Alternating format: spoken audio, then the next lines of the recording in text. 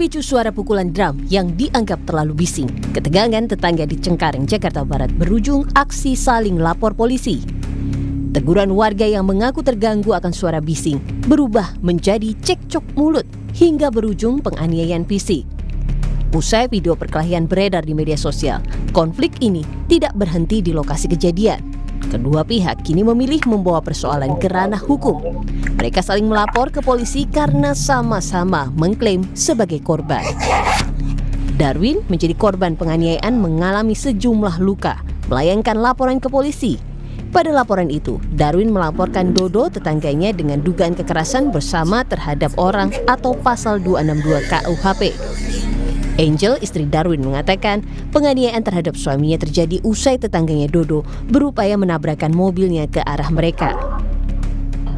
Cekcok adu mulut, lalu suami saya tidak lama pulang, lalu dia yang cekcok jadinya sama pelaku. Nah pas cekcok itu, orang tuanya pelaku tiba-tiba dari belakang mobilnya langsung sengaja ditabrakkan ke kita. Jadi kita langsung jatuh.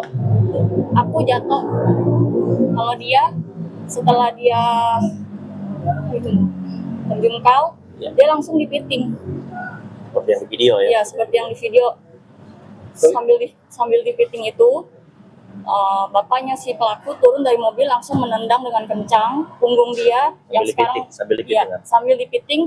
Sambil ditendang juga sama papanya. Sementara itu, Dodo Siagian, terduga pelaku penganiayaan, melakukan laporan balik terhadap Darwin ke polisi setelah mengetahui pihaknya dilaporkan ke polisi. Dodo mengaku laporan balik yang ia lakukan berdasarkan asas kausalitas atau pasal 448 ayat 1 KUHP, yakni dugaan pemaksaan dengan ancaman kekerasan. Meski demikian, Dodo berharap ada upaya damai untuk menyelesaikan kasus ini. Pihaknya memastikan akan mencabut laporannya jika ada perdamaian. Bilang, udah LP dia. Oh, udah LP lain cerita, saya bilang. Udah LP. Ya udah, kita balik lagi ngomong ke RW, nggak jadi mediasi. Gitu. Saya langsung LP balik di sini. LP-nya apa? LP-nya kausalitas. Ya sama-sama cabut kalau damai kan. Iya. Akan dimulai dari Bapak dulu atau nunggu dari? Bebas, gitu. Wakasat Reskrim Polres Metro Jakarta Barat Kompol Kenardi Dewanto bilang saat ini pihak kepolisian masih menunggu masing-masing pelapor untuk menghadirkan barang bukti. Jika nantinya kedua pihak telah melengkapi barang bukti laporannya, Polres Metro Jakarta Barat segera melakukan gelar perkara. Dari kedua belah pihak sama-sama saling melapor.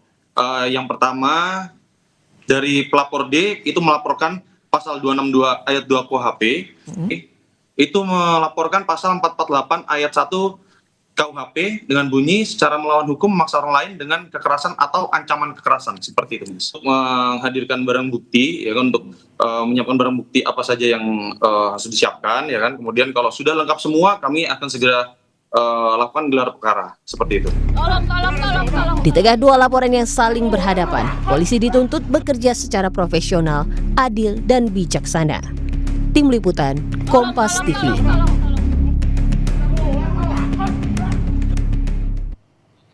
Lalu bagaimana penanganan terhadap aksi saling lapor dalam kasus penganiayaan yang dipicu suara bising drum? Kita bahas bersama Hermawan Sulistyo, Guru Besar Universitas Bayangkara Jakarta. Selamat petang, Prof. Kiki. Selamat petang. Ya, Prof, ini dalam kasus saling lapor ke Cengkareng, bagaimana kira-kira polisi bisa memastikan objektivitas ketika kedua pihak sama-sama mengklaim sebagai korban? Jadi karena ini bukan kasus pertama ya, kasus ketiga. Seingat saya ini kasus ketiga, maka pelimpahan berkasnya itu dinaikkan ke Polres, bukan ditangani oleh Polsek. Padahal kasus begini ini biasanya kan cukup di Polsek, dinaikkan ke Polres. Nah, polisi menghadapi dilema apakah restoratif justice, apakah proses hukum, ya tergantung. Ini lagi diketik, ini BAP-nya lagi diketik. Ini saya cek polisi sedang menulis kronologinya dan seterusnya, barang bukti yang ada. Nah, kita lihat nanti. Oke, Prof. Kalau Prof, pernah tapi ada- kan, sorry Prof, saya potong. Keduanya mengaku sebagai korban. Lantas bagaimana polisi harus menyesuaikan skala prioritasnya? Dibikinin ring tinju aja. Dibikinin ring tinju aja kalau nggak mau berdamai.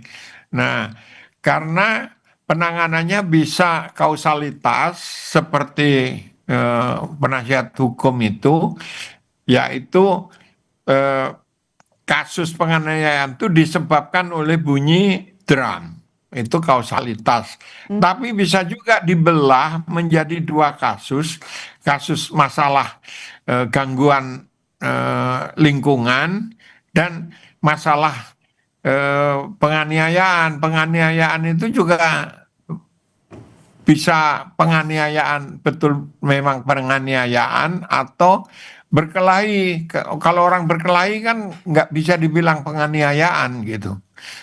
Ya, kita lihatlah bukti-buktinya seperti sejauh apa. Karena ini lagi diproses oleh polisi dan polisi hati-hati sekali karena sudah viral ini.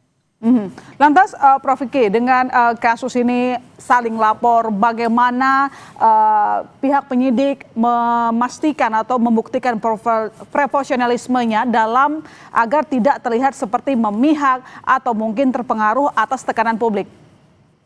Tapi kalau semua bukti sudah terkumpul, kemudian polisi ngambil keputusan, tetap saja akan ada kontroversi di ruang publik. Mengapa? Pasti orang terbelah. Oh, yang mukul itu salah. Oh, yang dipukuli itu yang salah karena bla bla bla bla bla. Nah, itu tergantung prinsip yang digunakan, apakah kausalitas atau terpisah gitu. Dan ini pasti tetap akan aja, apapun keputusan polisi tetap akan kontroversi karena sekarang saja publik sudah terbelah nih antara yang pro si A dan pro si B gitu. Tapi kan Prof, yang kita lihat Ya, korban yang bernama Darwin itu terbukti ada bekas penganiayaan seperti itu. Jadi dalam kasus ini bagaimana kita bisa memastikan atau indikator profesionalisme oleh pihak kepolisian, meskipun tadi Prof mengatakan bahwa apapun kata mereka ada kontroversi yang ditimbulkan. Tapi dengan fakta yang satu memang jelas mengalami penganiayaan, bagaimana kita memposisikannya? Ya kita lihat tadi sudah diputuskan, saya minta data, sedang diketikin, sedang ditelusuri pakai pasal berapa pasal penganiayaan. Saya bukan ahli hukum ya, saya tidak tahu pasal-pasalnya, tapi itu sudah dikenakan pas sementara pasal ini, pasal itu gitu. Jadi apakah memang ada desakan dari DPR yang menyebut bahwa apa yang dilakukan oleh yang memain drum itu, yang mengganggu dianggap Darwin ini, ditindak tegas katanya karena tidak dapat diterima. Apakah ini bisa menjadi mempercepat penyidik untuk bekerja? Kalau diminta cepat ya pasti semua akan minta hal yang sama. Tapi DPR sebaiknya ya jangan intervensi. Ini kan namanya intervensi ini. Intervensi kalau kasusnya satu pihak melawan negara atau satu pihak yang tidak ada lawannya, itu bisa saja. Ini kan masalahnya ada dua pihak yang bertikai. Nah, kita belum tahu apa keputusan polisi, jadi ya janganlah dibilang si A yang salah, si B yang salah, nanti tambah kisruh aja ini faktanya. Biarkan polisi bekerja dulu, orang kejadian baru sehari juga. Ya, tapi kan tadi Prof sendiri mengatakan bahwa kasus ini setidaknya dari ingatan Anda ada 3 kali begitu ya.